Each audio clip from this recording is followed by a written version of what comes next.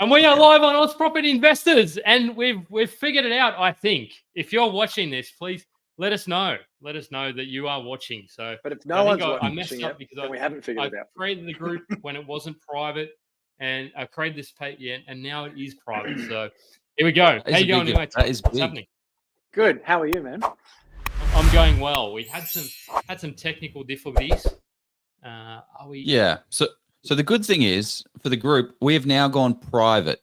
So we were getting a lot of people saying, you know what, I want to be able to freely talk about my financial situation without friends and family seeing all of my posts that I do in AUS Prop. So we have since decided to go private. When we've got 62,000 people, it's probably a good stage to do it. But what that means is we are now trying to work out the tech. But Todd, let's just keep going. Let's just keep making it happen. So what's your content of the week, mate? We like to do content of the week. My content of the week is my new favorite podcast, actually. It's Chris Williamson has got a podcast called Modern Wisdom. I found it when I was over in Bali, and you and I were talking about it just before off air, or possibly on air, I'm not sure, and about driving around or riding around, something Bianca and I love doing. And we'll ride around on scooters. And I found that listening to a podcast, I just put it in one ear as I'm riding around. There's something about the distraction of riding helps me focus. And the content is the interview from Jimmy Carr. It's an interview with Jimmy Carr and Chris Williamson. I strongly recommend you'd have a look through. Jimmy Carr is known for sort of just naughty jokes most of the time. But when you actually listen to the man talk, he's so much deeper and he's got so much wisdom. And it's a fascinating piece of content. Yeah. Okay. What was the kind of takeaway from that? Like, what was the points of value for you? From Jimmy? I think the biggest one is making sure that you've got your ladder up against the right wall, that you're actually living the life that you're supposed to be living, not just trying to do things because it sound impressive, or it's something that maybe family wants you to do, or that story that you tell yourself when you're younger that still calls a lot of the shots in your life. It's about actually being conscious enough to wake up to those kinds of thoughts. And this is what I mean by it's a very deep chat. I'm not certainly not doing it justice reiterating it, but yeah, it's absolutely worth checking out. Yeah, it's amazing. That sounds amazing. Like, so Jimmy Carr has a podcast, does he, or he was interviewed on? He was interviewed on it. So there it is. If Modern he had Wisdom a podcast. I'm sure it'd be very different if he was interviewed on it, or other way around if he was doing the interviewing. Yeah, probably would have been. This one here. There it is. Boom. Get on it. Good starter. Okay. Anyway, we've been fumbling around with this tech stuff. Let's just jump in. There's nothing worse than going into a situation unprepared, especially when that situation is purchasing one of the most expensive assets of your life against a trained property expert in the form of a real estate agent. It's a scary thought, but it is a skill that can be taught. Do you want to learn how to become fully prepared when buying a property so you can get out there, buy your dream home or investment property without the fear of actually messing it up? Scott Agate, the founder and expert property negotiator at Hello House, has been helping people buy their properties by stepping in and negotiating with the agents and saving his clients tens of thousands and in some cases hundreds of thousands of dollars. Scott has now decided to share all that he's learned over the past 28 years in real estate so you can go out there and do the exact same thing on how to find a property, analyze that property, negotiate on that property, and transact on it to get the best results. He's created the Get Buyer Ready course, which is a step-by-step guide on how you too can become an expert property negotiator. It's the easy way of how you can avoid all of these agent games and get the best purchase price on that dream home or your investment property. The course is in short bites for busy people with no fluff at all. Just all the information you need to get buyer ready and secure that next property with confidence at the best price. Scott has been kind enough to give our community a massive discount with the link below. Sign up today before you even think about putting an offer on that next property, and it will be one of the best decisions you ever make. Great. Okay. So what were we talking about? So Todd, if you've been living under a rock, so I'm going to introduce you, and then we're going to talk about we're talking about how to to sort of navigate your property, becoming sort of reasons why you're stuck with your property investing. So I'm excited for this session because this is the kind of thing that a lot of people need to sort of, it's going to a slice of pie for everybody. So, but Todd is, for those who haven't seen him before, he is the award-winning real estate sales agent in a former life. You're a professional renovator. I wonder if you get an award for that. You're a professional renovator. You're one of Australia's, I'd say, top rather than fastest growing. It's probably still growing pretty fast, but pizza and property. And you've also got Australia's home buying guide. So, Todd, man, is there anything you cannot do? What is it you can't do, Todd? I can't sing and I can't swim very well. You say you can't swim? Oh, not very well. No. Okay. I can't swim very well. I drowned when I was like 2 years old, and there's this little terror that gets ignited whenever I try and swim still, even as a 36-year-old man now. Wow. That's not. I mean, I'm not a strong swimmer either, so we're in the same boat, and hopefully somebody else can swim in this. Let's boat. just stay in the boat, because if we jump out of it, we're kind of screwed. There you go. I love how you just mentioned it. But so what we're going to be talking about tonight, we're going to be unpacking. So for the first time investors who are struggling with analysis paralysis, we're going to have a little bit of knowledge and wisdom for those folks, and then we're going to have the 2 to 3 property investors who can't sort of get going, can't sort of punch beyond that. And then there's the 5+ investors who have sort of figured out some of it, but haven't quite. Then there's, I suppose, getting beyond that as well. So there's going to be something for every investor. So let's get cracking. Let's kick on with that. So Todd, if you're a first-time investor and you've been looking for a little bit and you're struggling with analysis paralysis, how can somebody sort of overcome that and actually take the step? Dip their toe in and buy their first property? What are the sort of things you've found that people are I suppose you're commenting in the private chat, but no, what are the sort of things? Is that first? Damn it! yeah. That's not that. I thought that was the normal comments. Well, that doesn't work. No, that's you and I. Yeah, I'll get the question. I'm going to get the questions for you. Yeah. But so, Todd, what are the things that first-time investors struggling with analysis paralysis, what should they be doing? So if you're a first-time investor and you're struggling with analysis paralysis, it was actually what the very first Unstuck Yourself episode revolved around. And we purposely chose that one because we thought it is one of the most common things to get people stuck. Well, not to get them stuck, but just to keep them stuck. And it was something that I went through. I think a lot of people do. And it's probably one of those things, it's a bit of a spectrum on varying levels. Some people are a little bit stuck and then they get their way out of it pretty quick. Other people, it just turns into full-blown analysis paralysis and they don't know where to go. And it can go for months and years, and in some cases, a lifetime that you look back on and go, crap, I wish I did that. And that's the worst case scenario, is when you wake up in your late 40s, 50s, 60s, and there's not much more I can do now. Time's not on my side. So when you're at that point and you know that you're feeling stuck, the most important thing you can do, step number 1, is recognize it and actually go, look, something's not quite right here. Because I think a lot of people, when they're stuck, it's easier to blame other things and to say, oh no, well, this is the unaffordability's fault, or this is my boss's fault, they don't pay me enough, or this is whatever it is. Don't be afraid to actually point the finger within and go, actually, maybe some of this is to do with me, because then all of a sudden, when you get agency, you've got control. And I think there's a huge part of that empowers you on a different level to go, okay, well, what can I do?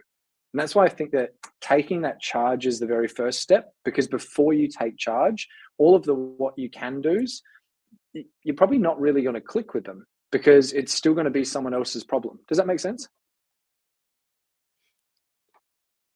It does, mate. It does. And that's, I guess, like, yeah, that makes perfect sense. I guess what is the most common one? Like, is it analysis? Like, can you define, sorry, I'm all over the place here. What can you define analysis paralysis? Like, what do you actually think it is? How would you describe it for people that are like, I keep hearing this word, but like, what actually does it mean? Overanalyzing things to the point that you don't take action. It's the simplest way to put it. So, and that Great way. commonly I think is thought about as in overanalyzing maybe property deals, but it can just be overanalyzing what's the best thing to do. You might be stuck in analysis paralysis, not from property investing specifically, but you might be stuck in it as in, I don't know whether I should buy shares. I don't know whether I should just supercharge my superannuation. I don't know if I should buy property. And you're just stuck in the I don't know loop. And you start looking into everything roughly, but you never actually really take action in it. I've said it before. I think I've even said it on one of these lives before. I used to be like Mr. Florida back in like 2009, 2010, like after the whole GFC. I just knew everything about it. I never bought a house in Florida. Florida. I should have 20 houses. Florida. Take it back. Like, explain this, Mr. Florida. Like, what does that mean? So what I mean by that is like, I found these opportunities years ago in Florida after the GFC happened. America's housing market just went kaput. Okay, it didn't here. Like we felt it a bit, but not the way that they did. Like the whole ninja loans kind of screwed a lot of people. And I remember looking at houses that they were, for memory, we're going back quite a few years now. They were retailing at like 300,000, and these were like newish builds that people were like almost giving them away for like 50, 60, 70, 80 grand. And they were still renting for a few $100s a week. And I'd stay up all night. I'd sit on the balcony, and this is back when I used to chain smoke. I'd smoke a whole packet of cigarettes, go, oh, look at all this. And I'd do all of this research, but I never did anything because the honest truth was I was scared at the time. And I didn't want to point the finger at myself that maybe I was actually just a little bit too scared to take the leap to actually understand how to manage the risk and feel comfortable with it. It was easier for me to just blame all of these other external circumstances. And that's what I did. I was constantly looking elsewhere to go, oh, no, I'm just not doing it because of blah, blah, blah, instead of actually like understanding what the real cause was. Yeah, but I also think it's like there's so much information out there. Like a big part of it is feeling overwhelmed with the actual options of property investing as well. Like that's a massive piece because there, like you say investing. There's shares, there's bonds, there's term deposits. You know, sometimes like if you have an interest rate of 6% right now, if you just put your money in your offset account, you're making 6%. So that's a pretty good investment. Yeah. How do I actually? What more do I want? Like 6% returns, fantastic. But then like, are we going property? Great. Am I doing cash flow? Am I doing capital growth? How do you, I think it's a lot of, you can try and, I don't know, you get too educated. I don't know what I'm trying to say there, but it's hard to distill all of that and stop bringing know your path. Stop it, mate. Exactly what take action. I can see why people take action on what though, No. Like, it's interesting. Like what this is the next step to it is then making sure that you've actually got a plan. But even if you've got a plan, and the reason I think it's important to have it in this order is because even if you have a plan, if you have the plan first, but then you're still stuck in what do I do? How do I do it? And you don't understand the things that you might actually just be holding yourself back on, then the best plan in the world doesn't matter because it won't get executed on. And execution is so much more important than the idea. And because otherwise, like Jeff was saying off air before, ideas are like belly buttons, like everyone's got one. Like you got to decide which belly. I was going to say which belly button. Which belly button? That's probably one of the weirdest things ever said in podcast. Which belly button you're taking a shot out of? Yeah. I figured out the thing. So people are rolling in now. The crowd is absolutely going to go wild. So if you have questions, if you're stuck, right. I want to hear some of the questions, some of the challenges that people are facing, because we'll get to a bit of live and raw Q&A later on. Well, because this is the hard thing though. Like going back to what I was talking about with the different types, like the amount of options that there are. There's also like you can spend hours listening to reading different blogs, watching different YouTube videos and posts, and going to different seminars and webinars. And it's kind of I saw this all the time back when I was starting my investing journey, where there would be serial course goers. And these people were the smartest property people ever. Great. Well, what's your portfolio look like? Well, yeah, no, we're going to do this course, and then we're going to do another course, and then we're just going to keep doing courses. So one of the things that I found is to choose a few trusted people that you vibe with and that you feel like is going down the path that you want, because maybe not straight away, but you will quickly identify, am I a renovator? Am I a set and forget? Am I a developer? Am I what else is there? Commercial property. Developer. What developer? Like, what path do I feel like I'm going down? And then identify an expert in that area that you vibe with, and then just follow those people, and then maybe another person as well. So you've got a little bit of, different thoughts and opinions, because otherwise, if you're trying to soak in everything, you're just going to have conflicting, because what we say isn't really going to be relevant for commercial property. It's not going to be relevant for development as such. This is going to be more relevant for your buy and hold, renovators, subdivisions, granny flats, those type of things. But that's going to give you a little bit more confidence, because you've got the same repetitive information from the right people. I guess the hard thing is knowing who's full of shit and who isn't. How do you do that, Todd? How do you find, what's your BS radar? How do you, talk? You've numbers. interviewed hundreds of people, so how do you sort of determine if somebody's worthy of having a chat with? Well, not worthy, but has not full of BS. So the podcast is different. When we get a lot of requests to come on the show now, and even like with brand partnerships, with sponsorship deals, we're actually turning more people away now, because it is honestly, it's more of, that's a feeling, because for us, the podcast is something that's very, very protected, because there's a lot of people out there in this industry that, like you said, might be full of BS. As far as just what people generally, because to say it's a feeling, that's not helpful. That's not a takeaway that you can just really implement. So something that you can implement, though, is talking in numbers.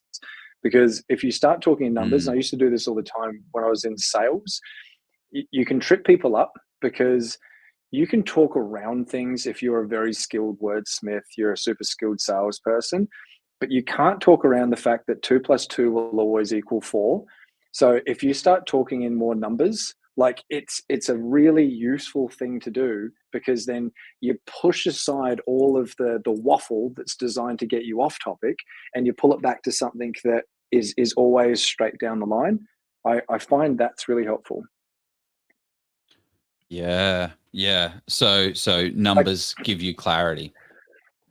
Very much, which brings us to like the third step, which is talking to a broker.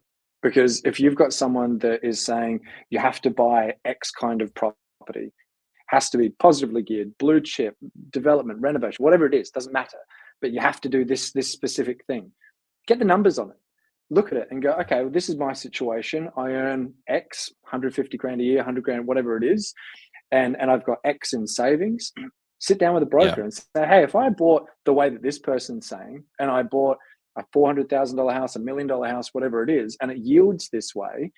And remember, you've got your plan at this stage as well, because you started doing a bit of self-discovery, looking into maybe what's holding you back personally. You know where you want to go. You started creating the plan for things, but now you want to find out what's possible, and you want to really drill down onto the numbers. So if you start drilling down onto those numbers, doing that with a broker is so much more useful than just doing that with a pen and paper and some enthusiasm at your desk at home, because they're the ones that can tell you, dude, that's pie in the sky, it's not going to happen. Or yeah, absolutely, this is achievable.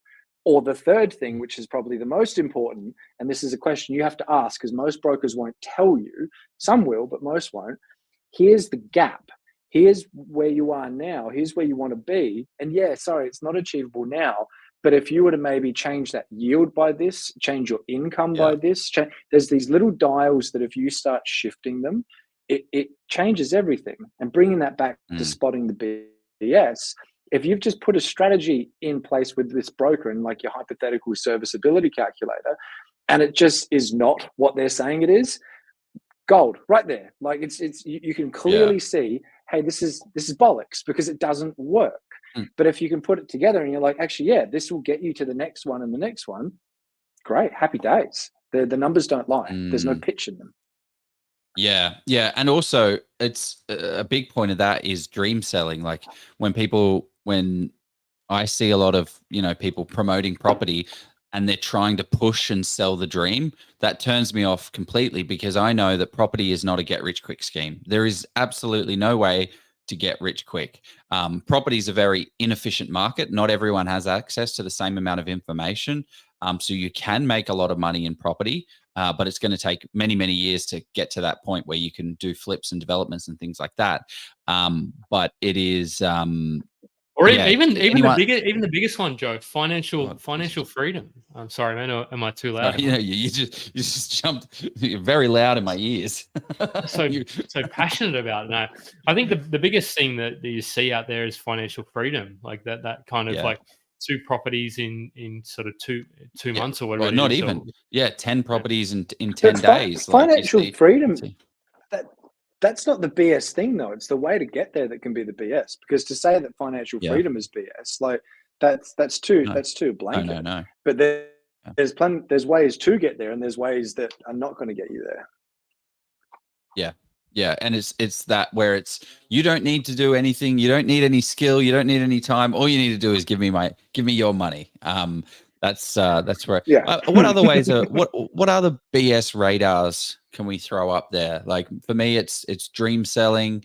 Another one's like, I don't know, maybe super flashy, like driving a Maserati in their kind of videos and things like that. That is a bit of a. It's not saying it is, because I mean there are some amazing. We interviewed that amazing lady who crushed it, and she drives a Ferrari, and she just loves Ferraris. She loves really nice cars because she's made money in property. That's Melissa. And Todd's interview as well. I think that's. I mean, she works incredibly hard for that sort of side of to get there. Yeah. It's kind of the people that are it's just some red flags that to me is flashy cars, flashy style and that kind of thing. Well, not to say it's people all, that are you 21 driving flashy cars, and it's like, well, okay, geez, like, how did you do that in sort of in 1 minute? Like you've only just been able to get a mortgage for 2 or 3 years. So what's the I think let's bring it back, because I want to unpack the first time of like, what are the challenges, what are the obstacles, what are the reasons why your property investing is stuck. So Todd, so you kind of we mentioned analysis paralysis for the first timer. What are some of the other sort of things for those first timers? Why do you think it's? I mean, it all comes under the analysis paralysis or sort of umbrella. But do you think it's fear? Like, what do you sort of think it? Like, what are the things that stop people from buying that first property? Yeah, I think analysis paralysis can probably be moved into a lot of different things, like emotion-wise. But I think it always boils down to fear. Like no one, but it's fear of failing, really. No one's ever afraid that things are going to go right. You're never like, oh, I really hope this doesn't make $500,000. Oh no, what if it does? Like it's usually, what if I lose money? What if my family judge me? What if this takes so much of my time away and I can't go to work? Or it's all of those kinds of negative emotions. Could I sort of could I maybe challenge that assertion there a little bit and say, well, because for some people, like if they are actually successful, like what happens to like going to the mates, going down to the pub with your mates on a Friday night, or going to, I don't know, going out to the nightclub, if kids still go out to nightclubs these days, on Saturday night, or going to the casino. Like if that's part of your identity, if you're successful, like what maybe you can't hang out with those friends anymore because they sort of think, oh, you know, that's good old Jimmy or Joanne, who's now a successful property investor. He's not cool anymore because he's not one of us. He thinks he's better than us. Do you think that's potentially a fear of people? To me, as well? that would be that's exactly it. That would be exactly that. It's a fear. It's a fear of what are my friends going to think about me. And it's actually something that I actually played it for a guest recently on the show. And it was the lonely zone. And this was on the podcast with Chris Williamson. and he basically talked about this little lonely period that successful people go through. And you've got the start of it where you start getting comments from your friends, which is like, oh, too good for us now. Oh, not going to the pub. Oh, you don't want to hang out with us. And then you're not quite that person that you're becoming, and you're not quite that success that you know you're supposed to be. So you haven't made that next group of friends just yet. And there's this little in-between zone that you feel a bit lonely because you don't have your new friends, but your old friends don't quite accept you anymore. I find that such a fascinating concept. And because if you use that as some self-reflection, most of us can probably relate to that have started that journey of like self-discovery and self-growth, to go like, yeah, actually I have lost a few friends along the way because they weren't wanting to grow with me. So if you use it that way, I think you translate a fear into something that is probably a little bit more empowering, which again, to me, this is what it's all about. It's about taking a fear and going, what am I really afraid of? What does this really mean? And moving that emotion into something that's positive. But I think all analysis paralysis comes down to some kind of fear. It's just about, again, going back to the first one, identifying what that is. Yeah. But I agree. It's hard to maintain friendships whilst working on something from a time perspective as well.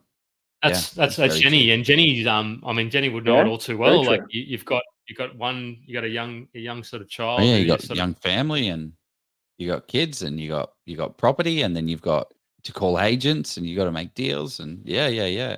got to get mortgages. One of the and Well, Okay. I think also there is analysis paralysis. Well, a lot of it comes down to not knowing what to do, I think, is a big part of it's. Maybe it's kind of full, like they're not fully educated. So I think there definitely needs to be a period where people are investors and they get educated, but they get educated to a point and then they start to take action.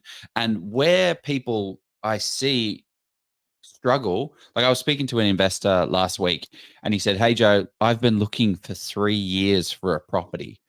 And I was like, "Okay, wow, how have you gone?" "Well, I just haven't been able to call the agent. Like I called the agent, but I've just never been able to put the offer forward." "Great. Why didn't you put the offer forward?" "Well, the biggest challenge was I didn't understand the legal side of things." And I'm like, "Oh, well, that's pretty easy. It's just this, and this." And he's like, "Oh, it's so obvious. Of course it is. I should have done that, but I missed that little nugget of wisdom." And I'm not saying that you should go ahead and do all these education courses. I've spent, Jeff, Todd, I imagine we've spent probably between us probably $100,000 in courses ourselves. Easily. But Yeah. I think these type of courses are really good to be structured in a way. Like free content is everywhere, right? Free content is everywhere. You listen to our podcast, but it's all scattered and you've got to connect the pieces. Whereas with a really good course, not that we actually recommend have any that we kind of affiliated with, but it's the ones that we did that don't exist anymore. Jeff, we did I've got it right here, this little Steps by Steve McKnight. That is step by step of every single step that you take in the property purchasing journey, and you get educated. You've got the information there. Now you can take action when you've got it. So I think it's that, but then people don't take action, which is when analysis paralysis comes in. Well, can I let's kind of maybe we'll ad lib a little bit before we move on to the 2 to 3 property thing. But Ooh. Todd, when you've you're not sort of prepared for this, so maybe we'll see how it goes. We're not going to role play again, Joe. Don't worry. No, we're not role playing. Okay. That is fun. That was the first so one. That was bad. That's scarred. Oh, did you see that? Did you with Scotty Aggie? Gee, man, that was a blooper reel. What are you talking about? That was so you. Todd, that was us boys. Don't you remember that? I do. Was it? I definitely do. Yeah? Well, anyway, maybe we did. The crowd doesn't know. Anyway, sorry, man. Todd, I'm interrupting you. No, it's all good. Yeah, man. So take it back to your first. Like, what were some of the challenges that you sort of faced as a first-time property investor? Can you remember back that? Yeah, that's a good idea. Yeah, of course. It was only like 5 years ago, or 6 now. So I technically bought my first in property when I was like 21. And it was just stupid. I bought it to impress a girl that was coming over from Melbourne. And it was an apartment, it was in the city, all the wrong things, great lifestyle, but terrible investment. Oh yeah, I was with her for like 5 years, so I guess it did that job. But I basically sold it. Yeah, she moved over. So I sold it for more than I bought it, but I bought it for like I think it was 281, and I sold it for like 340, 350, something along those lines. So like technically made money, but that was over a 10-year period. So you say not bad, but really that's pretty average. And the comparison I always draw is I had a friend, Dale, at the time. You should get Dale on the show, actually. Great dude. I've had him on the show once before, and he's a DJ, lives up in Cairns. And he's a hell of a property investor. the same time, he bought a house which doubled in value. He knocked it down and built two. And then within 3 years, mine had gone up like $5,000, and he had a freehold brand new house and another. And I was like, yeah, I've done this wrong. But it took me ages to actually pull the trigger on it. So the actual first proper property investment was the renovation project, the regional one. It was the one that I bought, and I made all of the mistakes that I could on it because it was the cheapest one that I could find, that the numbers stacked up and it was a deal. And I struggle with this because I was actually talking to Jeremy about this the other day, Jeremy Yanazelli, and saying it's funny because if someone put that deal in front of me now, still the numbers stacking up, I said, what do you think? I don't think I'd recommend that they bought it because it's technically it's done okay, it's done well, and because it was so cheap, I had so much room to move. If things went wrong, it was like, who cares? So, but this is the hypocritical thing is it led me to the next one, which then led me to the next one, which led me to the next one. So in a way, as much as it wasn't the best deal, and I still don't think it's a very good deal, maybe it was for my situation. And I think that's the other thing that can kind of come back to the analysis paralysis side. Don't just think it has to be the best deal in the world. It doesn't have to be like, kick ass. I can almost guarantee your first deal or first property you buy will probably go pretty ordinary, unless you're buying it in March or April 2020 as COVID, and you're buying in an area that's got a lot of demand. In which case, you'll probably double your money in 2 or 3 years, and then you'll think you're investing mogul legend. One caveat I will put on that though, as much as it doesn't have to be the biggest deal, the best deal, I still think it has to answer the question, how does it get me into the next deal? If it answers that question, then this is the difference between portfolio growth and just being a property investor. It's like, I'm not a parent yet. Like Bianca and I are on that path now, but I like to think it's like the difference between having a child and being a parent. Like you're a dad, Jeff. Like it's like if you can be there all the time for your kids and you can be the most amazing dad in the world, you can still technically be a father and not be present. And I think for property investing, it's the same thing. You don't want to just buy a property. It has to answer that question of how do things link together and how does that flow?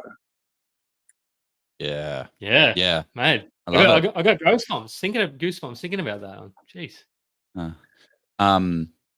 Well, I love that. Well, one of the other things I just want to touch on was there's a lot of, like, it comes to analysis paralysis, like that's data. Like I think data when I think analysis paralysis because there's so much data. What do I focus on? And I think it's just good to just focus on some of the key indicators rather than focusing on all this information. Whittle down your budget, right? Speak to your mortgage broker, like you said, Todd. Say, great, I now have how much I want to buy a property. Great. You can go buy $1 million property, a $2 million. What the heck are you buying? No, go to your mortgage broker. Your broker's going to say, hey, you can borrow 400 to 500,000. All of a sudden, there's 15,600 suburbs in Australia. That's now whittled down to how many fit within 400 to 500,000. Then look at areas that have, over 10,000 of population, and then start looking at some key indicators like rental return. What kind of return do I need? Well, I need a 5% return minimum. Fantastic. How many places in Australia that have 10,000 have a 5% yield? You've now got, 20 markets, whatever the number is, and then choose the ones that you want and just become an expert of that and just keep track of vacancy rates, price growth, and supply and demand. Inventory levels. Things like days on market, vendor discounting. So all that. Yeah, but you don't want to go too deep. You don't want to focus on 100,000 things. Well, you do want to get there. But you don't want to, focus. Like the main one is understanding the pricing, understanding vacancy rates. What else? Rental return. What's the return? What yield am I going to get for this sucker? Definitely days on market. Yeah, days on market. Sure, pretty vital. Definitely, I think. Yeah, because that sort of. I think if you boiled it. Sorry, man, you go. No, I was going to say, what are your thoughts, Todd? Because we're talking too much. Sorry. Yeah, you're right. I was just going to say that I think you can kind of boil down what Joe was just saying there into two things: is where's the direction of the market heading, and is it a deal? because if it's the deal that you're looking for, if it's got the yield you want, or if it's a renovator and it's got those potential, it's a developer, it's got that potential, whatever it is, it's like making sure the market's heading in the right direction is one skill set, and you'll need a certain parameters to be able to do that. And then actually understanding if that property in that market is a deal in itself. Because just because the market's going in one direction doesn't mean buying any property there is actually going to do what you want it to do. It's layered. Yeah, well said. Great. And also on top of that, perfectionism. There's no perfect deal. No matter what you do, there is always, you get an off-market deal. I hear this all the time. I've got an amazing off-market deal, but there's something wrong with it. Like there's always something wrong with any deal. There's never going to be a perfect deal. So if you've got one that looks like it's going to tick the boxes, feel free to let it go. You know, it's kind of like holding a butterfly. Like you don't squeeze too tight, otherwise you'll crush it, but you don't want it to let it escape. But when you need to let it go, just let it go and move on to the next one. Have you ever actually held a butterfly, Joe? Like, is it because they just float away? Oh, I suppose you can. Yeah, sorry. No, but have you not when you create a cage. Create a cage of love. Well, cruelty to animals, we say no. That sounds like cruelty. We say no. Lucky they're bugs. Yeah. Fine. Yeah. Okay. Anyway, so go on. So okay, so the next scenario we've gotten to is the investors that have 2 to 3 properties. So we've overcome analysis paralysis. What are some of the things that come up for these guys? Because this is actually, I was running the numbers, and I'm not going to be able to bring them up right now, but the majority of the market, about 70% of property investors in Australia have one property. That's it. So people are getting stuck 1, 2, 3 properties. I think it's 0.7% that have more than 4 properties. So 2 to 3 properties is generally where people get stuck. So what are your thoughts on this, Mr. Sloan? So this is actually the episode that we're recording next week, where we've just flown down, or not flown, we're flying in the winner, and he's stuck because he's got 2 investment properties and he's bought the wrong ones. And I think this is brilliant because he's made all the right moves, and great guy. And you can tell that he's got a lot of enthusiasm for just like wanting to do the right thing and wanting to take action on it. But unfortunately, he got some bad advice. And I think there's a lot of people that find themselves in those situations. Like I actually had a family friend call me, this is going back about a year ago, and saying that his accountant was advising him to buy this wonderful house and land package. And he just said, oh, here's all my tax deductions, blah, blah, blah. And as soon as it comes under the banner of like accountant, it's like, well, that's someone that's trusted. It's like you trust your doctor kind of thing. Like exactly. And this isn't to bag accountants in any way, shape, or form, but this particular accountant, they were selling rubbish. And he told me the numbers, he told me the whole thing. And I was like, mate, ask him if he gets a commission from it.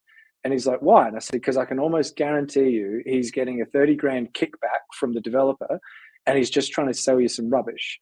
And I find that people, and this is from agent days as well, people that would buy stuff that looked really nice, that made them feel nice when they bought it, made them feel nice to tell their friends about, yeah, we own this. A lot of the time, that's the kind of stuff that when you're at 2 or 3, you're thinking you're making the right decisions, but unfortunately you're not. And that maybe the BS-ometer wasn't fine-tuned quite enough, or maybe you didn't check the numbers quite enough when you were actually looking into it, trying to get out of the analysis paralysis side of things. So I think buying the wrong asset is what really gets people stagnant at that kind of 2 to 3 level. Because then the next thing, and maybe we should discuss that in a little bit more detail, but the thing that's kind of tied to it, and I think the next part of that is the serviceability side. So many people get stuck in this mindset of like, oh, but it's a 3% yield or 4% yield. It's like, mate, unless you're really supplementing some serious income, like you are growing, but that's over a much longer period of time. You need stronger yields than that to really grow. Yeah. Well, I see that all the time where people are like, no, it has to be cash flow positive. I'm like, I'm sorry. With interest rates at 6.5, 6.8%, nothing is going to be positively cash flowed at the moment. Unfortunately, there are very little, and the ones that are cash flow positive, you can do it, but then you're going to potentially compromise your capital growth. Like, do you want to be holding that because it's going to be either a unit or potentially quite a regional area? Yeah, I can find you a 100%. cash flow positive property in Broken Hill tomorrow, but I don't think anyone wants it. Yeah, I'll take none. Thank you. Well, one of the things I think, like a lot of it boils down to what you were talking about before, Todd. What does this next property need to be to allow me to get into this next one? And it's that future planning. Like for me, I do strategy sessions with people all the time, and we build out a 30-year plan for people, and it maps out every single thing. Some people love to get that full detail of like, oh my gosh, I can absolutely achieve that. For me, it's more of, okay, great. I can see that the shining light is up there. I just need to know now, what does this next one need to be so I can get this next one? Because as soon as that train stops, we can't go any further. So we need to know, what does this next property need to be to allow me to get to that next one? And sometimes, like when it comes to serviceability, like we were talking about, that's probably what everyone's getting hit with right now. The trick is, here's a good one. The boys think the trick is just to earn more and it will be fine. Well, that is a good point, right? A lot of people focus on investing and they want to focus on. It's on. Sorry, mate. I can't actually see that. I'm just looking for it. It's like, it should come up on when we bring it up on the screen. But one of the things is like serviceability and things. Obviously, we're not brokers. Jeff used to be a broker, actually. But one of the things is like clearing up your credit worthiness, right? Reducing other debts. So if you've got a whole heap of other debts, like a credit card debt, and it's a credit card for this, and you've got all this Zip Pay and Apple, whatever. Maybe not apples. You can buy apples. But if you clear those debts, that might free up some serviceability. But the other frame that I like to think about is like you're balancing two things. You're balancing cash and equity, and you're balancing borrowing and serviceability. And when one gets too heavy, use the other to help the other. So you're struggling with income. Great. You've got cash, you've got equity. How about you purchase a more cash flowing asset, which is going to free up some of your income?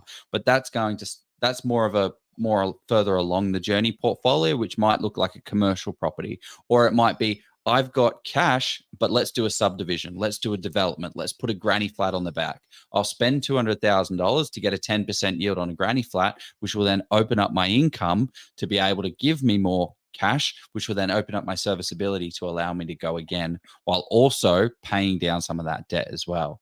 So there's things like that can help too. To me, that's really the third and final point with it is learning how to then create the deal, because creating the deal doesn't just have to be exclusive to a new purchase. Creating a deal can also be like improving a deal that you have and turning it into a deal, whether that is putting a granny flat on an existing property, whether that's making sure that the property you buy, that can happen later. But we just recorded an episode the other day. It's not going to air for about a month or so, and it was actually called like positive cash flow property with 7% rates, because it is possible, but it's not possible off the shelf. You are not going onto realestate.com, and I'm not even going to caveat that whether you might not. It's you're not buying in an investment grade area like where everything is pointing towards this is going well and getting a positively geared property. But it doesn't mean that you can't create them. It doesn't mean that you can't develop your way there. You can't renovate your way there. You can't granny flat your way there. You can't rooming house your way there, Airbnb your way there. Like you got to start being a deal maker. I think that's one of the mindset shifts as well that will unlock you from I'm stuck at 1 to 3 to start going into, wait a second, now I can see how I can get 4, 5, and 6 as well. Yeah. I think this is some of the challenge, like what you're talking about when it comes to asset selection at the beginning, because if the property that you've purchased, you have a portfolio of 3 properties and they're all set and forget 400 meters square blocks, and you can't do a granny flat, you can't do a renovation, you can't do a subdivision, you can't force value. It's a bit of a try and build a portfolio. If you're starting out a portfolio, try and add those extra things in, because this is what we call frozen equity. We've got frozen equity for future Joe to unlock. You don't need to be a developer right now. You don't need to want a granny flat right now, but you've got optionality to be able to unlock that equity when you want it. But yeah, it sucks when you've got 3 set and forgets and a unit. There's not much. Yeah. What are our choices, Jeff? Like, what are your thoughts on What would you do? How do you we're unstuck kind of missing yourself? a bit of a trick here. We're missing a bit of a trick because like you need to, and we spoke about this today, Todd. Like once you get to 2 or 3, like at that sort of stage, you probably can still borrow to buy 1 or 2 more properties. Depending on what your sort of income and how much debt and all that sort of stuff is, I don't know people's circumstances, so that's fine. But let's just pretend we're on sort of an average sort of income and we haven't got 5 kids or 6 kids, which some people do, in which case, but we sort of said you've sort of it's about sort of getting those sort of team members on board. And when I say team members, a team member who's actually sort of investment savvy, and you talk about this a lot on your podcast all the time, Todd. But any broker can probably get you to 2 or 3 properties fairly comfortably because they sort of know the major lenders. They'll know the Macquaries, they'll know the ANZ, the CBAs. So they'll know those guys, the deals they send them to just because it's easy. They know the policies. What they won't do is they probably won't know your Bluestones, your Liberties, your Peppers, which they're sort of scenario-based lenders is what we used to call them. The scenarios because you go into these lenders because you've either you can't sort of borrow more money or you've got a credit impairment or something like that. But that's kind of where another option, rather than sort of saying, okay, I'm stuck, I've got this equity. It's how do I borrow more, or what do I need to do to be able to borrow more money? If they're just saying, oh, you can't, well, it's like, okay, well, and you probably need to have a conversation. If you're only at 2 or 3 and and you sort of ask, well, what lenders have you considered for my sort of, for me to buy the next property? Like a team reshuffle, right? Like a professional team reshuffle, because that's actually a really, really good. You will outgrow your team. Yeah, absolutely. The people that take you from 1 to 5 are not the people that take you to 5 to 10. I like that point. I remember having that exact situation, and I actually remember feeling so terrible when I switched brokers, and it was when I was at 3 and I was trying to get to 4. It was literally that situation. And he's like, sorry, man, all I can get you is, I think it was 330 or 320, something along those lines. And he'd been my broker since day dot, and great guy. Like I used to go around his house with like a 6-pack of beer and would like play with the serviceability calculator together. And it was really good fun. Like we were friends. So cute. And, but when it got to that did you break up him with going, sorry, I can't help you. I was just honest with him, and I said, I've just found someone else that says they can get me 900. I think it was 980,000. And I was like, dude, if you can do this, like I'm with you. But if you can't, then I have to go. Like it's sorry, not personal. And he was just like, nah, yeah, pretty much. And he just said, yeah, like I can't do that for you. So I ended up going elsewhere. Yeah. And I think at the 2 to 3, that's you can probably still squeeze 1 or 2 more out. And that's probably a thing as well. Like just as much as you can, please let your brokers know. It's something that I don't know. I feel a bit bad about this. I must admit, I didn't. Let your brokers know? I didn't, or let them know that you're going elsewhere. Have that conversation with them because they will find out because they'll get discharged if they're checking their customers because they'll sort of see if they're sort of diligent what they're doing, they'll know where the income and when the trail stops. And I actually got a call off the broker. And he said, "Oh, hey, look, I got the information that you've moved elsewhere." I was like, "Oh, yeah." Because I went to him and made the inquiry. I didn't sort of say, "Look, unfortunately, I'm going to have to go elsewhere if we can't make it happen." So, yeah, just as a courtesy, that's a learning from me. Be kind, as Todd Shirt says. It's uncomfortable at times. You got to have uncomfortable conversations. Yeah, and how. But isn't that Alex Hormozy that normally says like most people are one uncomfortable conversation away from like completely changing their life? Like it's so pretty true. much. And once you've actually had the uncomfortable quote these days is Alex Hormozy. Like he's owned just about Hormozy. Yeah, he owns the internet, and for some reason, large cap titles. But yeah, and it's so true. I'm just seeing someone here saying, you said this to me a couple of years ago. Is it? Here we go. This is the hard spot I'm in now. My broker is lovely, and I feel like she can. I feel like she can take me. She can or can't. I don't feel like she can take me where I want to go. She can take me to where I want to go. Yeah. Well, now she's just a friend. It just says Facebook user on my end, so I'm not sure who that is. But that's exactly right. Then she's a friend, and just have that conversation of like, hey, like if you can do this, I want to stay with you, but if you can't, I have to go elsewhere. Like it's well, and also yeah, like that you can have the conversation with one of those, not so the broker, the new broker that's not your friend, and do exactly what Todd did. And you reached out to another broker that you felt that would serve you, and you said, "Hey, can you do this?" And they said, "Yeah, I can give you 900,000." And then go back to your broker. "Hey, I just spoke to this person. The way they're doing it is going with this bank and doing this. Can you do this for me?" "No, man, I can't." "Oh, cool. Okay, well, my hands are tied. So happy days." And then that person doesn't feel uncomfortable. No one loses. Now, if they say, "Yes, I can," great, you got a friend. But also, I am also, you've got a friend, but also that they didn't think strategically about that. I might just consider going with the broker that thought about it in the first place, because ultimately I'm here to make money and I'll make friends along the way. And if I'm truthful to my people, I'm not going to lose friends, but also I need the best team member for my professional. So I would probably actually stick with the first person, go to the new person. You go, Todd. I was going to say that how can brokers be so different? I think the way to answer that question is for some people, and this goes with anything in life, for some people it is just a job, like, and no matter what they're doing. And for some people, they live it and breathe it. If you can find a live it and breathe it person, and actually this was explained to me when I started getting my pilot's license, and there's one of the instructors there, Ian, lovely guy. And he's like almost like a little surrogate grandfather. He's in his 70s. He's a wonderful guy, very knowledgeable. And he had this talk with me at the beginning of like, I'm not going to teach you how to fly a plane. I'm going to teach you how to become a pilot. A pilot thinks differently. A pilot reacts differently. A pilot does, and all of these things is like, it felt kind of cool as well. But I think that's one of the separations between someone that does broking as a job because it makes money and it's an income and it pays the bills, versus someone that is a broker. They absolutely love it. They get a kick out of like getting that extra like equity out for one of their clients. Like it's not just the money for them. That's how they're so different. I think to answer that question, it's kind of, well, not kind of it. A lot of, or some brokers will. Every broker has their niche. Like some brokers are first home buyer focused.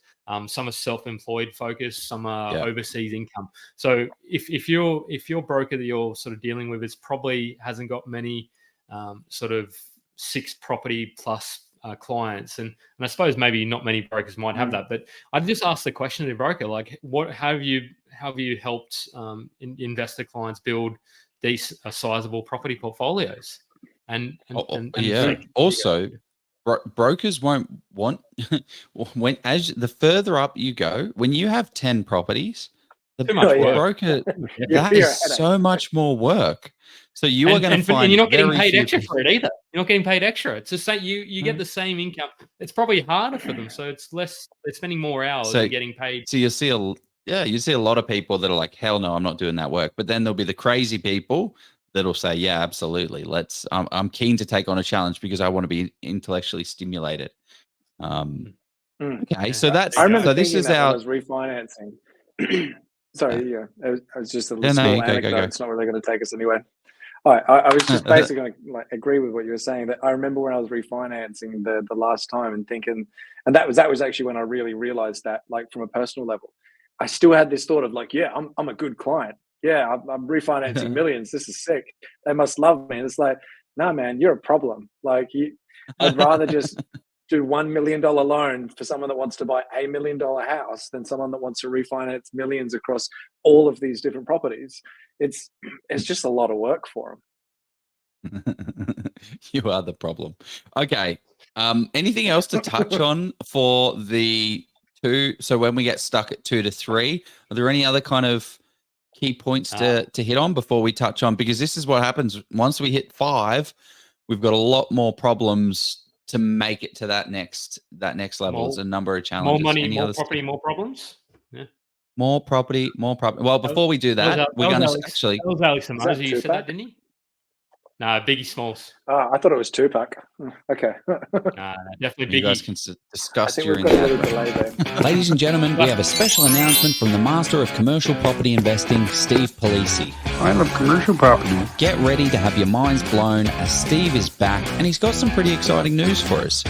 Steve is unleashing his second sensational book upon the world. And get this, for the Oz Property Investors members out there, he's giving it away absolutely free. Yep, 100% free. Yep, 100% free for all property enthusiasts who want to learn and grow on their commercial property investing journey. But he's also added a little extra chili to make this deal even spicier. With this free book, you'll also receive a complimentary 1-hour strategy session with the man himself. Imagine a full 60 minutes with Steve's commercial and property genius dedicated to helping you master the intricate dance of commercial property investing. And who better to dance with the man who looked better than Patrick Swayze in Dirty Dancing? Don't know about that. Want to grab this offer? It's super easy. If you're live right now, click the link in the comments and secure it today. If not, grab your device, open up the browser, head over to policeyproperty.com, look for the book page and grab your free copy of Steve's latest masterpiece. And when you're checking out, make sure to use the exclusive code OZPROP to secure the free book and also your free 1-hour strategy session. My only concern with this offer is that Steve's going to have to turn it off soon, as he can only do so many sessions. So if you want to secure your spot, do so today. Oh, nearly passed out there. I think Polizzi could do more sessions. He's not sleeping at the moment, apparently. No. I mean, he is. Oh. But, yeah, he's got a new arrival. But no, I think it's not. I didn't want to sort of make it a bag of broker sort of session there, but I think given that money is one of them. No. Given that money is probably, well, property is a game of finance with some bricks thrown in. And that's a ripped off quote for somebody as well. But given it's that, I think they're one of the critical members of your team. So it's just going back to Steph. So I would say, Steph, if you go back and listen to what we sort of said there, it's because, like, ask them which lenders they're using. Like if they're not using the sort of Bluestone Peppities, Yeah, or Liberty. Yeah, those are what Jeff is referencing there is that yeah. Do you want to bring that back up? Someone was saying, how come one broker's giving me one information and another broker's giving me completely different information when the information that I'm giving them is completely different? Yeah. And then they may not just be accredited for these other lenders as well. Like they might just some brokers may only have sort of 10 or 15 lenders they go to. Like they might not even have Liberty or Pep or who it is or First Mac from their panel. So yeah, that's potentially why. Okay, so we've overcome analysis paralysis. We've gotten educated. We've gotten to a point where we've pulled the trigger. We've got 1 to 3 properties. We've now gone past 3 properties. We are now of the 0.001% of Australia who own 5 or more properties. What are some of the challenges? Because we still want to go. We're entrepreneurial. We want our property portfolio to go, but we're getting stuck. 1, what are some of the challenges that they're seeing, and 2, how do we overcome them? Todd, are we waiting in the comments, or are you asking me? Oh yeah, no, I'm asking you. building that up. You're the guest. I mean, we could wait in the comments. To everyone. You guys, actually, if anyone has a portfolio anyone that's got 4 or 5 plus, throw in the comments. What are the challenges that you have faced as a property investor with 5 plus portfolios? Like what are you facing? What do you face? Yeah, so for me to answer the question, it comes down to structure and business, because a lot of it's going to be now, really, and this is stripping it all back. There's not one person I've had on the show, and I would almost hazard a guess that you guys have ever had on your show that has like a double-digit portfolio that doesn't go into business themselves, is either an entrepreneur or maybe an intrapreneur. Someone that it doesn't have to be their own business. Just for anyone that's not familiar with the term intrapreneur, that could be someone like someone on a commission-based role that they can actually start turning up the dial of how much they earn, whether they own the business or not, because it's that income being boosted. Correct. Yeah, something like that. And being able to boost that income is huge, but then it always also comes down to structures. It's not so much like everything else still applies. It's like this too, and because the and is structuring right and earning more money. Most people will earn more money through business unless you do have some kind of a skill set that you can apply elsewhere. Yeah, it's interesting, Todd. You and I were chatting about this morning, and we sort of said, and I sort of said, well, that's if you want to do it in sort of 5 or 10 years, if you want to just keep growing really quickly. And I sort of said, well, if you're happy to sort of wait 20, 25, 30 years, naturally, hopefully your wages will go up anyway, and you'll more than likely pay down some of that debt. Or if you've gotten to 5+ properties, you're probably okay. Hopefully, you're okay with money. So you probably will sort of build up that buffer. The debt will come down, and your rents will increase as well. So gradually over time that will happen. But what you're referring to there is if you want to sort of really shoot the lights out and just keep going for it, going for gold with your property journey, if you've got that to go to 10 plus or 15, it's probably going to need to mean an increase of income at some stage. Yeah, and being able to do that together with some creative structuring, and I don't mean creative as in anything wrong, but I just mean creative as in just a little bit. It's not the standard. It's not the way most people will buy property. But the reason I feel that that's so important is because if you don't start using the right structures, you will get stuck, because then it will be like, unless you're earning millions and millions of dollars a year, which in that case, you probably don't care about building a $5 million portfolio, because it's just who cares for you. But if you've got the right structures in place and the income to support it, you can keep going. Yeah. Yep, just as one of the comments says, exactly that, right? Ensure your structures are correct. And then this is what boils down to the team. You know, some brokers, you can say to them, hey, how do I make it to this next step? Or some accountants, and then they say, well, you could get a trust and put, you could purchase this next property in trust, which will allow you to do X, Y, and Z. And now there's a lot that we can't talk about because we are not financial. You're going to pop this little thing up. None of this is financial advice. Anything should be speaking with your professional.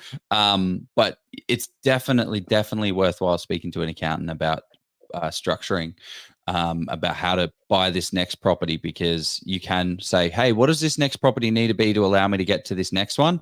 Well, this next property probably for me, the next property that I purchase is going to be in a trust for that exact situation. It allows me to do some things that are a little bit more flexible, and I haven't got a choice. So there's a question that's come in. What's this say, Jeff? It's more a comment. So I brought this up. Income to quit my job. Sorry, yeah. But too much to work to hold. But my strategies are aggressive and hands-on. I think I brought this up because it's kind of it pays to a lot of people get into this mode of that there's sort of an incompatibility. I'm not saying there's incompatibility here, Tom, but a lot of people sort of say, I want to quit my job, my 9 to 5, but I'm earning too much. They got the whole golden handcuffs. Yeah, or even it's similar with the analysis paralysis. They're sort of, it's like, I found this really great property, but it doesn't tick this 1 or 2 boxes. And then they don't buy that property, or the 2 or 3, they say, oh, look, to borrow that next loan, I need to have an interest rate of 7%. And it's like, okay, well, yes, that sucks. It really does to go to that 2nd or 3rd tier lender.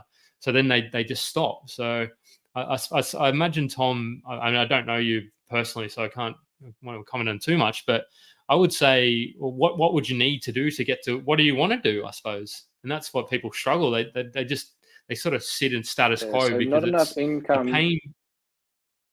Oh, sorry, man, you cut out for a sec. I thought you stopped talking, but I think I just talked over you. No, go on. It's kind of easy to think status quo because you go. Oh Jesus, here we go. Yeah, so no, dude, we got a big delay now. On the line, man. It's all good. Okay.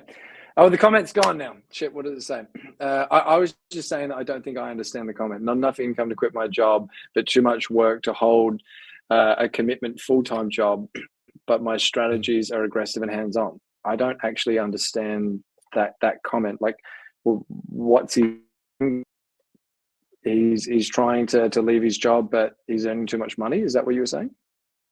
No. So what I imagine it is, and correct me if I'm wrong here, Tom, is you've got so let's just say his property portfolio is throwing off 60 or 70K, and he might be earning, I don't know, or your family might be earning 120, 130. So it's not quite, there's a bit of a gap there between income. But what he wants to do is he wants to do renovation strategies or development, which if you're going to do it yourself, you can get other people to do it, but you kind of need sort of help the hell of other people. So he's like, I want to do these really sort of active strategies, but I'm too busy at my job so I don't have enough income. So it's sort of caught between a rock and a hard place. I want to do these active strategies, but I don't have the time to do them. Gotcha. Yeah. Okay. Without knowing his whole situation there, and that's it. Like from what he's saying, it sounds like there's some big life choices coming up then, because if he can't make one of these active strategies work, then either stop looking at them because you're just teasing yourself if you genuinely can't, and if the instant thought of stop looking at them doesn't feel right, great, probably means that you're on the right track, because maybe there are some things you can do. But there's now a big split between the things that you can do and the things that you want to do. Because a lot of the time we convince ourselves that we can't do things because we actually don't want to do them, because there's some kind of a sacrifice that doesn't really feel that good.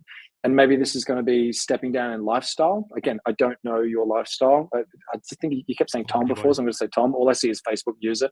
So Tom, I don't know your lifestyle, but maybe you could rent out your own house and rent somewhere that's a little bit cheaper. Maybe you could take on someone as a rooming, not a rooming house, but like someone that could board with you, like a friend or someone like that, to get a bit of extra income. Like there's all of these things that instantly probably go into that category of, I don't want to do that.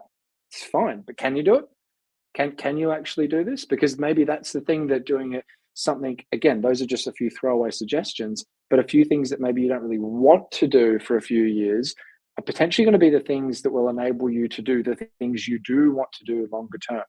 I always refer back to when I got started in this, I moved in with my mum in my early 30s. Like it emotionally, it felt rubbish. Like it was actually kind of nice to spend some time with mum, and like as a person, not as like a child living with her. But you're not earning any cool points. Yeah, like that's a cool way to do it. But it was something that I didn't want to do it, but I'm so thankful that I did, because now I'm sitting in a pizza and property studio that would not exist if I didn't go through those sacrifice times. It just wouldn't be here. None of this would be here. And I think that we're all capable of so much more if we really take a look at what we can do and put it through that filter of, can I, like, can't I, or do I not want to? Yeah. Oh, gee, maybe a bit of tough love there, Todd. Tough love, Todd. Tough love, Todd. That's what it is. Throwing like it out there. But also, it's like the shirt was, have you tried being better? Oh, be better. That's be Jesus. better. No, but part of that also is like, what is your rate of return? Like, what rate of return are you going to get? Because again, if you have a 6% mortgage and you put $100,000 against that mortgage, you're making 6%. So can you beat a 6% mortgage? No. Okay. Well, then you're doing the best thing that you can do right now. If you don't have the capacity to grow that more, if you can do a development, great, do as much as you can, and then get other people to do the rest. Like, be a part of it as much as you can, and just kind of outsource the rest. If you can just find deals, be a deal finder, and then get joint venture partners to be able to go for the next one. I guess another one that I wanted to ask you about, Todd, one of the difficulties, I have 5 properties and I can't manage them. It's a big portfolio, and I'm just, it's getting increasingly complex to keep up with the trusts, the structures, ingoings, the outgoings, the requests, and all of those things. Like, those types of things from an admin perspective, that would make me want to not, hey, let's get 10. Hell no, I don't want double the amount of difficulties. How do we, I don't know, what are some ideas that we can work towards that? Because is that a thing? Is it, I mean, how many doors have you got now, Toddy? 10. 10 rentals. And that's a lot of doors. We don't, but it's not that much of an issue, like at all. I talked to one of our property managers this morning. And it was actually, it was yesterday. The hot water service is broken. And actually, it's kind of annoying because she's like, can you call the plumber? And I just sent her back, like, great, here's the plumber's details. What? Can you please organize it? It's kind of like, that's your job, champ. But anyway. That's your job, champ. But anyway. But then I got another email back today going, like, plumber tried to get in contact. Turns out the ovens started working, or whatever it was, started working again. And I was like, cool, thanks heaps, keep me in the loop. Like, it's all of 4 minutes worth of emails. And what I would say to anyone that's going, this is too much, is take your portfolio, whether it's now or whether it's like Joe's saying, and maybe I'm going to go to 10, but is that going to be headaches? Okay, what's your 10 property portfolio worth? Let's say it's worth, I don't know, $5 million, $4 million, whatever it is. Okay, now look at that over the course of another cycle and go, okay, so let's say it's doubled now. Let's say it's a 5 million that's then grown to 10 million. So now you get a $10 million portfolio in the next 10, 15 years, whatever it is. Let's even say it's 15 years. And add up, let's say you spend, I don't know, an hour every day, which you're not going to, but let's even say it's an hour every day answering emails to all of your property managers. Yeah, it's not, for starters, it's not going to happen. It's probably going to be more like 100 hours a year at the most. Divide that $5 million worth of equity that you've just used. I think you're getting a calculator out now, and figure out your hourly rate. Because I'm pretty sure you're going to be balling with that hourly rate. Like it's going to be incredible. Don't let a little bit of work that it's annoying. You're never going to have fun doing it. It's not fun work, but stop you from achieving something incredible that you're possibly capable of achieving. What's the number, Jeff? So if you so it's roughly about 5,000 hours over that 15 years, and at $5 million, it is $1,000 an hour. I mean, I didn't even need a calculator for that because it's pretty basic maths. You just take off a couple of zeros. That's pretty good. Yeah, so and it's not $1,000 an hour. much work. It's pretty worth it. Yeah. Absolutely, and it's probably going to be more like $3,000 or $4,000 an hour when you actually like calculate the amount of work that you've really done. And I think that would be a good way to look at it, because it is work, but it's not as much as what you think. That's actually really a really powerful. Sorry, Joe. Yeah, no, it's very true. Well, the other thing that I was thinking is don't buy rubbish assets as well. Like, your goal as a property investor is to buy the best property at the best location at the best price for what you need right now. And I see a lot of people saying, oh, well, like for me, for instance, my first property was $285,000, and it was an app. I could borrow $350,000 or $400,000. And I said, you know what? I just want to dip my toe in this little property investing water. And I got a rubbish property because I went down the bottom end. So what I should have done is gone and stretched to that number of 400,000 and got a better property, because right now that would be worth $200,000 more. So that also allows you to remove a lot of headaches and admin and nonsense, because you're getting a better property. You're getting a better property in a better location that's going to actually grow. Now, obviously, you need to do your research and data and make sure that that's going to be the case. But I see a lot of people say, you know what, actually, I'm just going to settle for this rubbish asset and put up with it. But yeah, if you've got 5, like, Todd, you're talking about 10 properties, 20 properties. Well, what would you rather? $1 million worth of property portfolio over 10 properties, or $1 million of one property that's returning the same amount of money? Well, I'd rather the one. Well, maybe I'd want to diversify, maybe not into 10, but yeah, I would say don't get dud assets. Like, obviously, it's a bit stupid advice, but just try and get the better asset. That's my advice to my younger self. Yeah, it's the advice to my younger self would be, don't buy the cheapest rubbish asset. Try and get the absolute best property you can. Buy it really well, but don't get the rubbish, because rubbish doesn't always remain rubbish, but it smells. If you do get rubbish though as well, don't be afraid to take the trash out. Like there's nothing stopping you going, oh, okay, well, that wasn't a good decision. Sell it. Yeah. Keep going.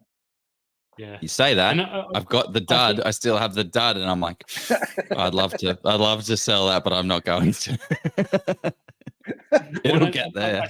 Go. I think it's very easy to say that, don't buy the dud, but the challenge is it's because that then sort of gets people in the mindset of they get this fear around, I'm going to make a dud decision, like.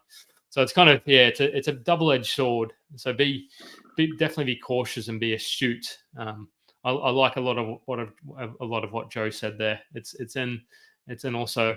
Well, what are your thoughts on that, Todd? Because I was analysis paralysis for my first property. Sorry, man. I actually lost you for a little bit there. You cut out a bit. Sorry, I don't know what's going on. I think it's I'll get rid of display streaming. I think it's uploading it. Let's get rid of that. Done. I should be clearer now. It should be good. Okay. Yeah, so what did you say then? Apologies. So I was going to say the challenge is everybody says, "Oh, don't buy dud sort of stuff," and then that sort of led me down the path of not buying, like being that person who was 2 years and hadn't bought a property, which then led me to use a buyer's agent, which then led me to probably buy what would be considered a dud asset. So it's a balance between those two. But how would you sort of say to overcome, like how did you overcome the fear of potentially buying a dud asset, or how do you do that?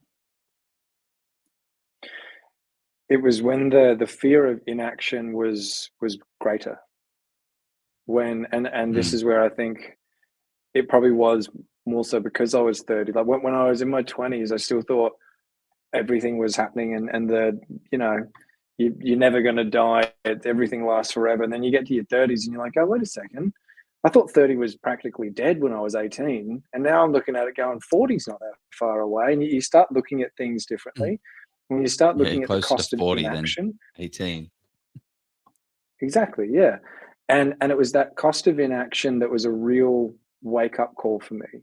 And it's what always comes back to trust the numbers, have your plan, like the three things that we talked about before, like have a real good look into yourself of the little things that maybe you're doing, holding yourself back, like making sure you're creating a plan, talking to a broker, and trusting the numbers.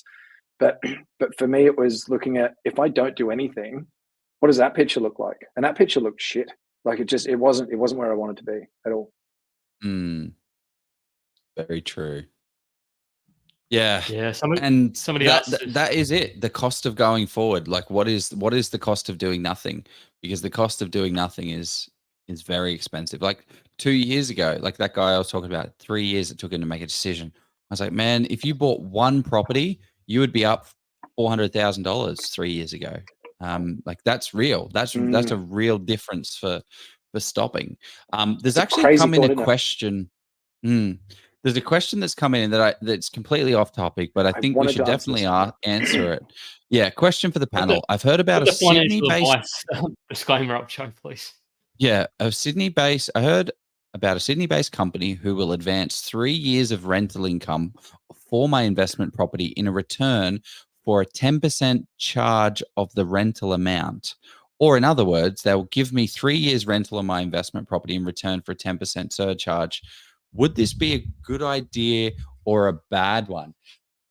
It depends, guys. I hate to be cliche.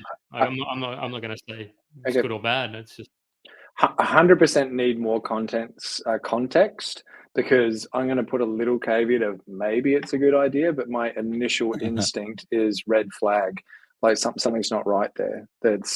I always try and chase it back to, how is someone else making money? And if you can understand how this company is making money and they're comfortable explaining that to you, that's probably going to be a good side to it.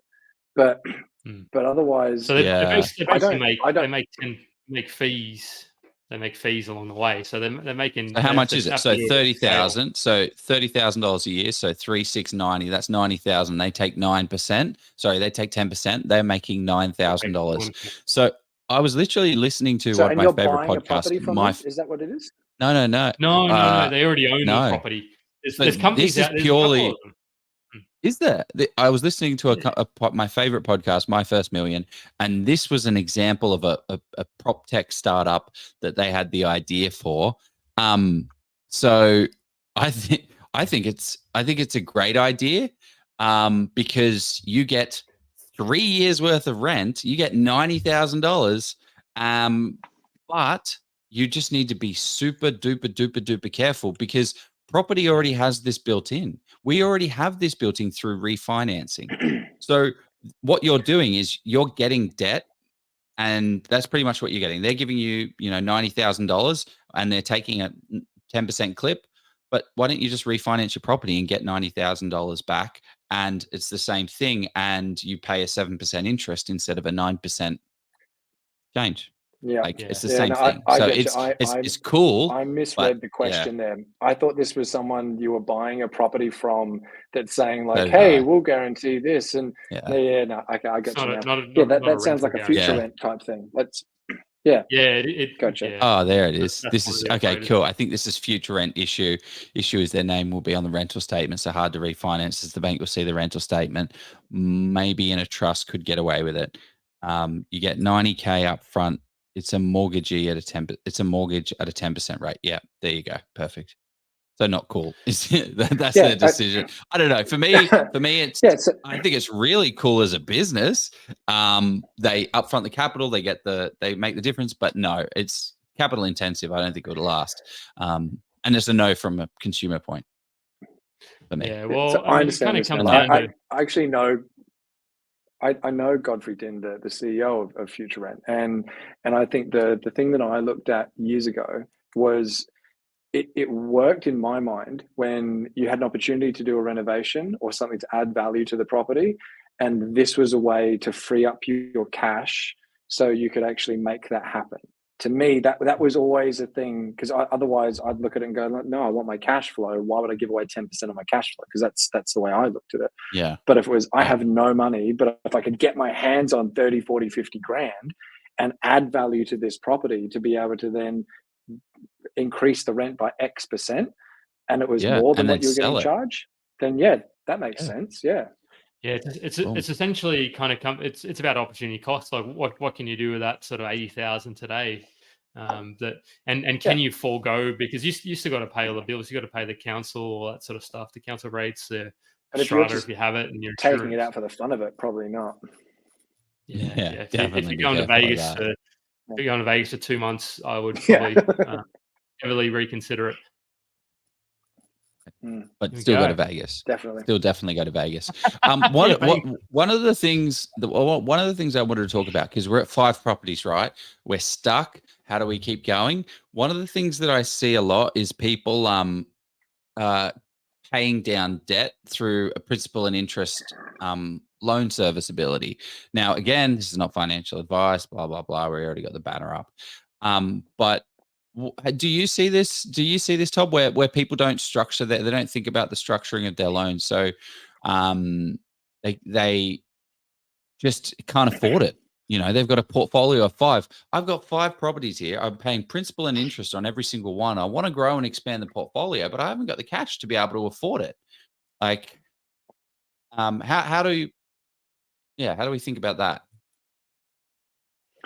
But that comes back to the broker's advice when you're going back from all the way from 0 to 1 to 3 to 5 plus. Then you need to have that from a broker, because it's common. I guess it's kind of commonly accepted that go to interest only, your serviceability is going to improve. And Jeff, you'd know this from your former broking days. It doesn't always improve. Like in some cases with some lenders, it either is exactly the same or it makes it like slightly worse. I've even heard in some cases. So looking at that from just a pure cash flow for saving up for yourself, yes, that makes a difference. But this has to come back to talking to your broker, because like, do you remember a few years ago? And what was it? It was actually the same price to do principal and interest than it was to do interest only. This is probably back about 2019.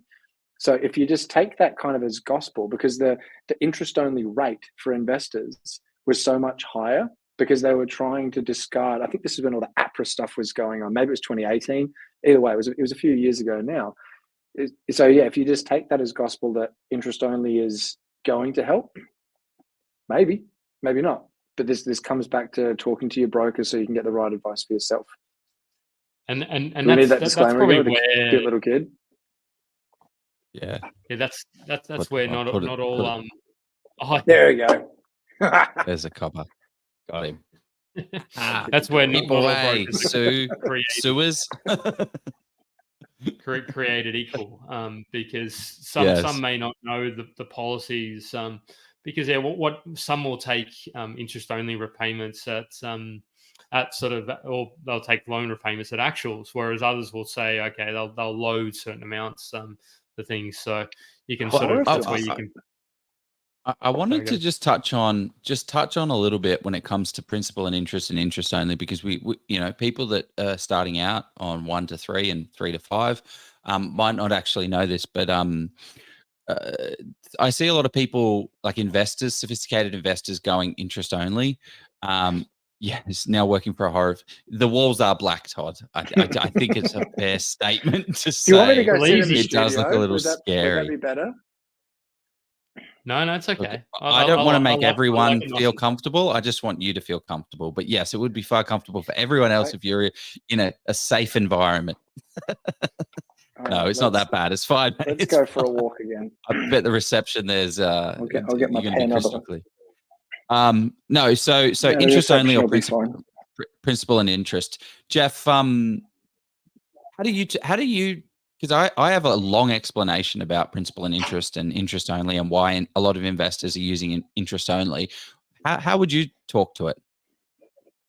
I think it's for me, it's mostly about cash flow, and it can, if you've got a fantastic broker, it can stretch your borrowing capacity that little bit. That's the reason why you do it. And if you're actually disciplined enough to save that, then that way you can actually then you can then go and buy your next property potentially quicker. The big thing that I see is a lot of people want to go principal and interest because I'm paying down debt.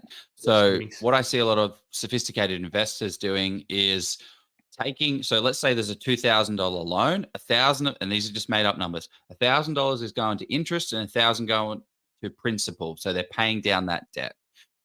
Over time, what they'll do is they'll have, $20,000 stored in the loan of paid down debt. So congratulations, you've paid down that $20,000 over 20 months. But what we see with investors is they then have to refinance to get that equity back out, to get access to that capital to go do a renovation. They don't want to do a full, development or refinance to buy a new property. They just want to get the money out to do a renovation. Instead, going interest only, you can still pay down the debt through an offset account. So if you have an offset account, you pay that $1,000 of interest, but you don't pay the principal. Instead, you can still pay down the debt by putting the $1,000 that you would have gone to principal, just put it in the offset. And now you've got $20,000 of interest that you have access to. However, it's still offset against the main loan, and it allows you to get the same deduction. So all it is just freedom of capital to be able to go and do something with it rather than needing to refinance with the bank again. So it's just that little bit of flexibility. Does it cost a little bit more in terms of rates? Sometimes, actually, most of the time it does. But for me, I want the flexibility of capital to allow me to go ahead and buy another property when I need to, rather than going to the banks to ask for a refinance, get that capital out, and then go for a new loan application, if that makes sense. Makes perfect sense. There you go. Sorry, that one fell out of me. So I hope that makes sense. Good. That's good. What are some of the other challenges that bigger property investors are kind of faced with? Asset type. I see a lot of property investors. So one of the things is we have sponsors of this group, right? We have Steve Palisi. I think that a lot of investors get stuck in the residential space and they can no longer push forward when they should start consider things like Todd. Actually, for you, you were doing residential and then you out of nowhere bought a unit block. Now, some would say that is residential, but I imagine that also incorporated some commercial lending. Like, how do you think about the transition from one asset type to a different asset type? I don't really think of it as commercial because I got 4 all on the one title at once. So it actually wasn't commercial lending. As soon as you go over to 5, then it is. So I guess I can see exactly where you're going with that, because one more unit or some other lenders, 4 is actually commercial lending. A lot of the time 3 is some cap, 4 is other caps. 4 is generally the cap though. But I guess I looked at that as the yield just really stacked up. The actual project itself really stacked up, what I could do as far as value add was concerned, but it was also perfectly positioned for me in a market that I saw a lot of potential in, was in Cairns, and Cairns has done really good things. And I kind of looked at it and thought, this is really good for me right now, whether commercial, residential, whatever, but just because it was something that could rent out now, but I could still add a lot of value to it. It was that borderline renovation project, that it wasn't so derelict that you couldn't let it out, but it was still sort of in need of enough love that there was value added. Yeah, I went to that place. I stood out the front of your. Went to Cairns, did a little boots on the ground adventure, and checked the place out. And yeah, I agree. It needed some true love. But I imagine the ugly, actually, I've got a quote from you. Actually, why is this not on a t-shirt? Because this is the best quote you have. Pretty isn't profit. Pretty isn't profit. Pretty isn't profit. Yeah. That should be your next t-shirt. Let's do that. That. Let's do it. If anyone would like to pre-order a t-shirt of pay for the production. I actually like there's another quote that Todd or whoever said it, that Todd is I like the one you say, it's better normalize, don't idolize. That to me is more powerful and probably stronger, because like that. everybody still sees the original investors. Right there. Yeah. Everybody sort of looks at these. He had Semi Golden on his show on Sunday. He's got, or whatever else, and he's got a 1 million rental sort of amounts, and that's just like, whoa! Everyone's like, that's a lot of kind of rental thing. But it's more about sort of looking and saying, well, what of these people that have gotten, even Nathan Birch's, the Steve McKnights, all these people that, and trying to think, Margaret Lomas, all these kind of really influential, people in the industry, even the Joe Tuckers of the world and the Todd Sloans. And I won't put myself in that category because I'm probably a Jeff few Miles steps above them. Steps above. You got to come up to my level, but no. Yeah, anyway, exactly. So yeah, that's what I. Well, I guess it's transition of asset, right? That's the biggest thing, is be comfortable. I guess that's the solution to the problem. Get educated. I was having this exact conversation with, actually, this week I spoke with somebody today, and this week I spoke to somebody, and they are tapped out. They've got, I think it's 8 properties, and he can no longer borrow residential. The interest rate that the broker is giving him is 8.64% interest. And I said, look, the residential is not the place anymore. You need to get educated on commercial property to then transition. You've hit that wall, and all you need to do is wait a year, wait 15 months, wait 2 years until you've got the capital to be able to go for the next one. But you've got a lot of stored equity here. And you need cash flow. So again, we're doing that balance. He's got equity, he's got cash, but he doesn't have the serviceability. So we need the income. Who's going to provide the income for you? It's going to be a transition from, you're a residential investor. Congratulations, you've just graduated. Now you got to put on your big boy pants, and we're going to start talking commercial assets, because that's what's going to allow you to continue to go. So again, it's like being reborn all over again. You've got to get educated. Exactly what I sent him. Now, Steve, but he sponsors this podcast, but he doesn't pay me to say this. He's got a great series on that talks through the foundation. I think he did it with what's that guy? Beanie. Had him on. Yeah, Andrew Bean. Good old And Beanie. it covers off commercial property. Buy his commercial property book, and then just soak all of that information up. And then transition and look and see if that is something that you want to do. So I think that's it. Sorry, go. Oh, sorry. I thought Polizzi was just hanging around because he liked us. I don't know. Bloody Polizzi. He doesn't like us. Sorry. Yeah. But what I was going to say, people are asking a lot of questions about interest only and sort of what it means. So somebody asked earlier, this isn't the question that I brought up, but somebody asked, what is it? Does that just mean you don't pay things down forever? Well, the answer to that is the bank's not going to let you be interest only forever, because eventually they will want to see you start to pay down some of that sort of loan. And that dovetails into, a bank's happy with interest only when you're near retirement. They don't like it typically. And we're going to have a session on this next week. We're going to be talking about when it's too late to invest in property. And interest only. We could even ask that of Karina. I'm excited to. Let's do it. Let's throw that question at her. Yeah. I think that's going to be a cracker session because more people are leaving their run a bit later. But let's see. But yeah, interest only. It can be beneficial, but it does have its challenges as well. So yeah, well, that's it. So typically speaking, you get a 5-year interest only period to which it then transitions to principal and interest. So you've got to do what that other person was saying is recast the loan, but to recast the loan, you need to be able to service another loan to be able to do that. So let's just say, hey, I've got, I'm going to have a kid in 2 years. Great.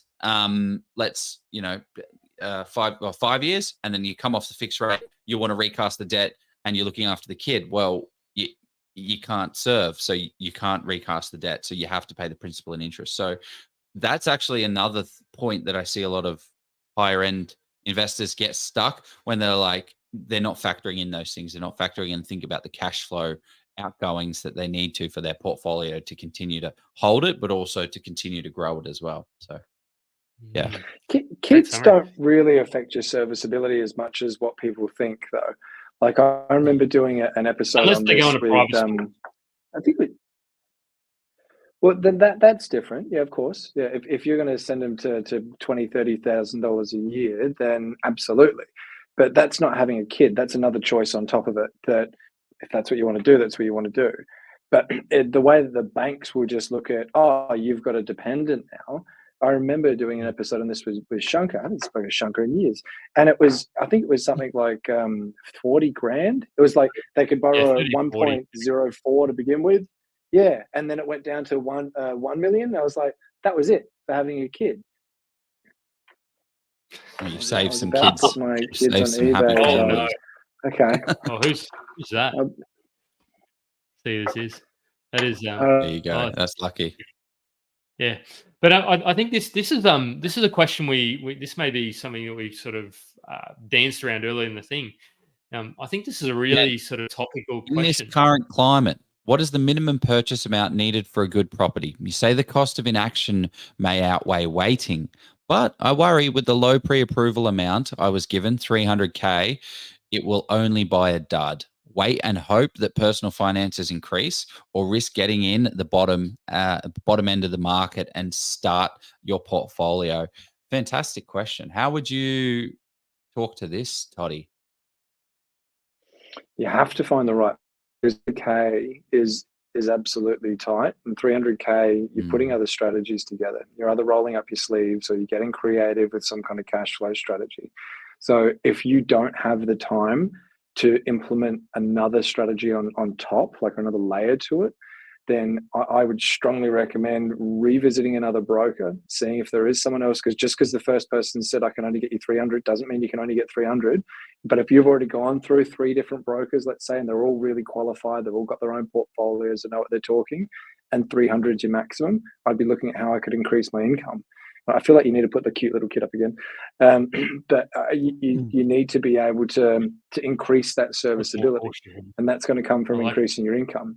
Like my dad was never an investor. My dad taught me work ethic and he taught me savings. Actually, no, mum taught me savings because we had no money growing up. Her income was like 15 grand a year back in the late 90s. Like even in the late 90s, that wasn't much money.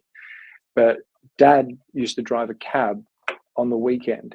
And so he'd work his normal 40-hour week, and then he'd get out of the office at 5 o'clock on a Friday, get into a cab at 6 o'clock and drive it until 6 o'clock in the morning to then go to sleep, wake up at 2, and then he'd get back into the cab at 6 o'clock on Saturday night to drive it until 6 o'clock Sunday morning to then go back to work Monday to his normal 9 to 5. But it's just the work ethic that man has. Actually, he's retired now, so was phenomenal. And the things that opened that up to him, he chose different paths, wasn't investing. But it was, if he was an investor, that would have been a missing key. And he did it for 18 years because he's a friggin' machine. But you don't have to do it for that many years. Maybe you need to increase your income, take on some more hours for a year, 2 years, just a little bit. Yeah. Just remember that now isn't forever. But that's what I'd be looking at, because you're right. Whilst 300 grand, there might be someone out there that can go, no, I can definitely find you a winner for 300 grand, and maybe. but it is slim pickings. So I would be increasing your options. 12 What about 18 you, months Jeff? ago. How do you? Yeah, What's your I'd answer to probably, I'd pretty much answer it the way Todd did. I'm just gonna short Yeah, and me sweet. too. Well, aside from I mean, the only thing you got to say, 12, 18 months ago, you would have had definitely more than a couple of markets, like you sort of far north Queensland. You can still buy up that way, far north Queensland, but you would have been able to pick up. Yeah, you would have been able to pick up something in probably 12 months ago pretty comfortably in Perth. Maybe not in like your sort of, would have been in a 300K 18 months ago. It would have In been Perth, absolutely. Yeah. yeah, Good- but now good you do. need 450, 500 probably if you're buying at least Yeah. a green title, as they call it, house. Yeah, my answer to this is it depends, right? Like if you know that you can't increase this serviceability, but you have got the capacity to go out there and create something, go out there and make it happen. Like literally, I got an off market sent to me yesterday, and the purchase price was 275,000, and we needed to spend $30,000 on a renovation. So if capital's not necessarily the problem, actually, talking about my first property, I paid $285,000 for it, and I had enough money to settle the loan, right? But instead, what I did is I got a guarantor loan on the property, and then used the money that I had as a renovation to renovate the property to extract the equity to release the guarantor loan. So you can get creative and do stuff like that. Like, can you borrow some money to do the renovation and then give that money back by flipping or selling? So I don't think the door's completely closed. It's closed on good long-term holds, buy and hold, set and forget property. Yeah, I would not go out there and get one of those types of assets right now for $300,000. The fact is, we've just gone through one of the largest booms in property history.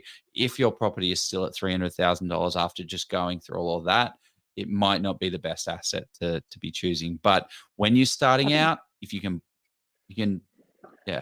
make it happen. You can create something. So if I was starting out and I was stuck in one of these smaller markets, there is ways to make money in property, and you could turn it in. Is it something that I'm going to be recommending to anybody?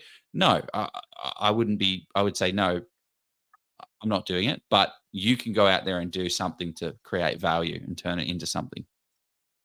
Yeah, this is it's an interesting one, and let's we'll get into questions because Todd's apparently got a recording in the morning. I kind of want to. We'll ask you off the show. He's a big recorder. Does them all the bloody time. This man. Have you not seen the show? There was an interesting one. Well, let's hit up questions. Well, just before we hit up questions, have we got any other points to hit on 5+ properties? I think we pretty much covered it all off. So let's jump into questions. So if anyone does have any questions, we got a lot of people on the live now. If anyone has any questions, throw them in.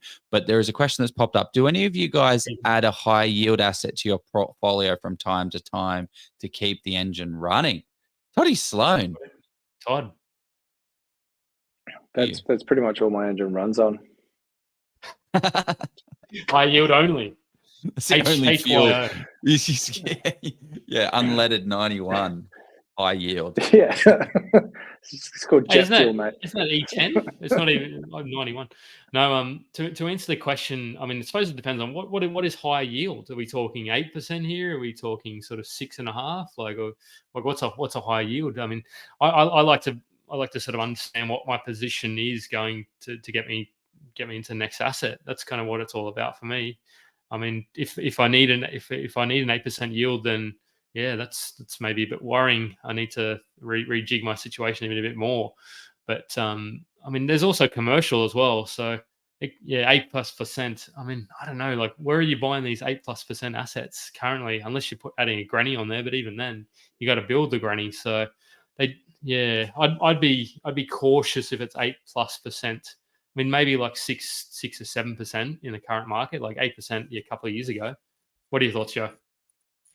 Yeah, my thoughts are, it just becomes a part of the portfolio. Like you need to, the goal is to hold the largest portfolio, have the most amount of debt while being able to still hold it so that your portfolio can grow. So yeah, you do need to think of strategies, because what happens is over time, you run out of cash, you run out of borrowing ability, you run out of serviceability, and you need to balance it. So absolutely. So like right now in my portfolio, I'm looking at buying a commercial property.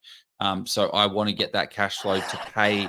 Like my property portfolio is probably going to be neutral to negative still, but I'm like, okay, I want to now transition that to be able to pump money into that one and make it a neutral portfolio, right? So you can do those type of things. So I would say it comes down to the strategy that you're implementing and the time.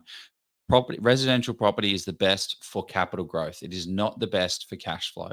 So the way I see people making the most amount of money is by buying a property that grows in value over time and leveraging the asset. It is not by choosing a 6, 7, 10% yielding area that barely grows.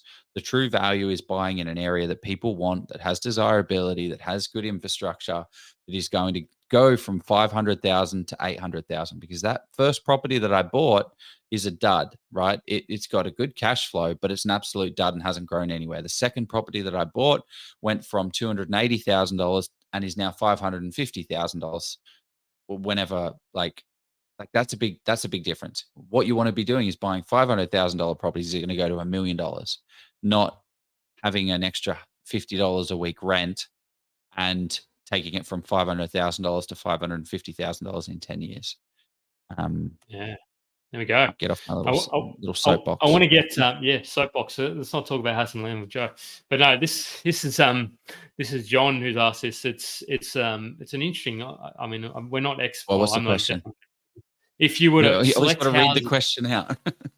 where the intention is we got a podcast separately. Sorry. Which state would you look at buying one in? Also, does the panel believe in this, as in renting each room out? Especially now as rentals are sky high, to me, it seems to be a reasonable strategy at present.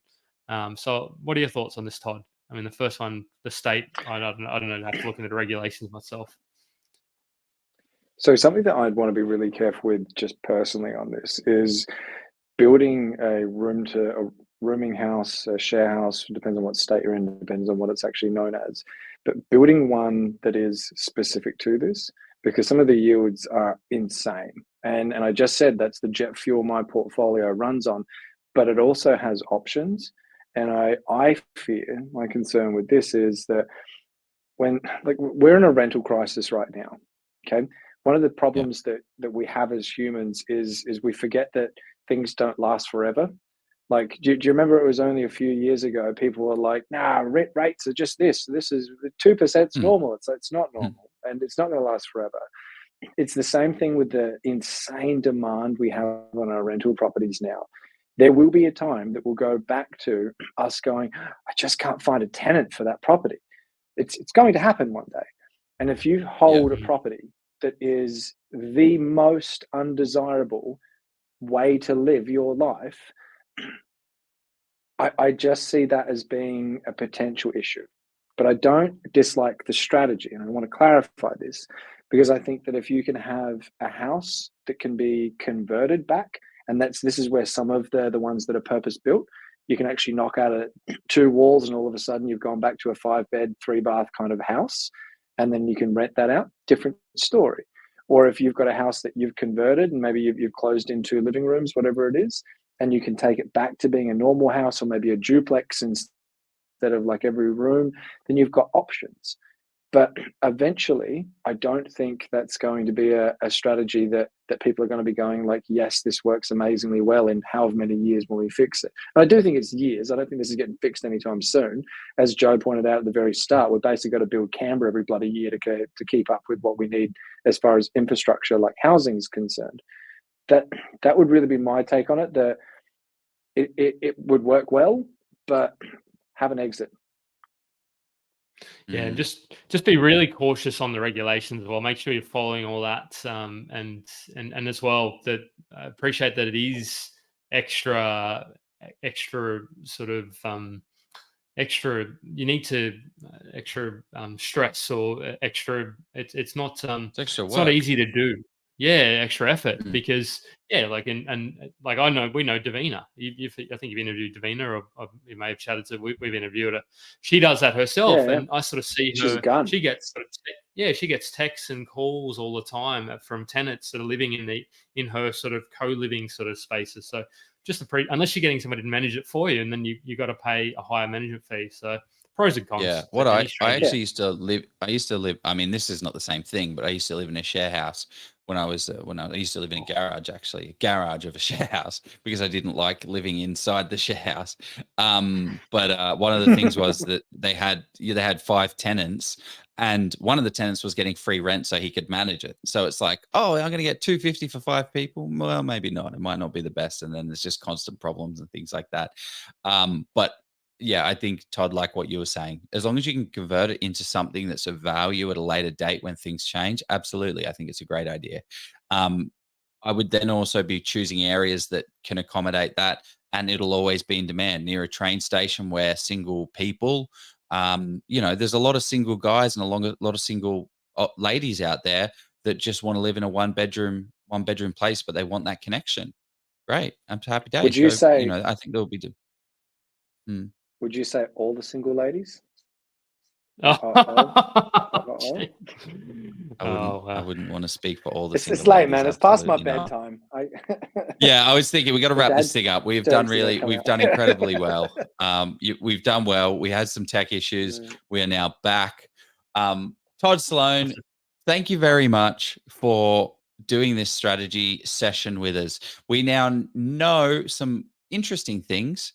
But the most interesting question that we have, one that we have never asked on this show, Todd Sloan, what is your favorite pizza? You cut off, but I'm assuming I know what you just asked me. So at the moment, it's actually changed. The answer always used to be cheese pizza. But recently, from the past 4 months now, I've started eating meat again after being a vegetarian for about 15 years. Really? So it's actually now it's now pepperoni.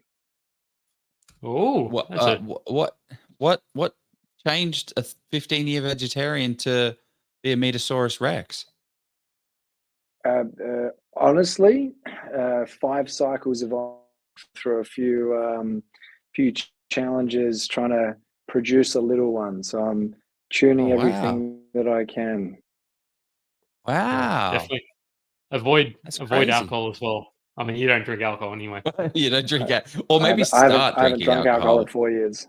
Yeah. Maybe that's the problem. Single ladies are good for the economy. They need houses. Well, you got to pay for them to get into the clubs. That's all I remember. Oh, yeah, that's what Todd was talking about.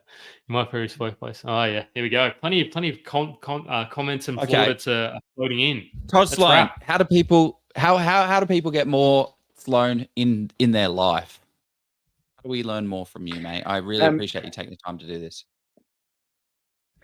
Log on to, go to Spotify, iTunes, wherever you listen to podcasts, and follow, like, subscribe, Pizza and Property. Or our YouTube channel is finally up now, which we're now actually videoing the podcast in here in the studio. And so if you type in Pizza and Property on YouTube, follow us there. That's the best way to stay up to date with it. That is a good follow, and we will do that. I'm already subscribed. Fabulous session. Thank you very much. Thank you, everyone, for joining in on this. And let's go buy a property. Buy a pizza. See you later. Thanks, guys. Thanks very much, Todd. Love you, man. Bye. Love you.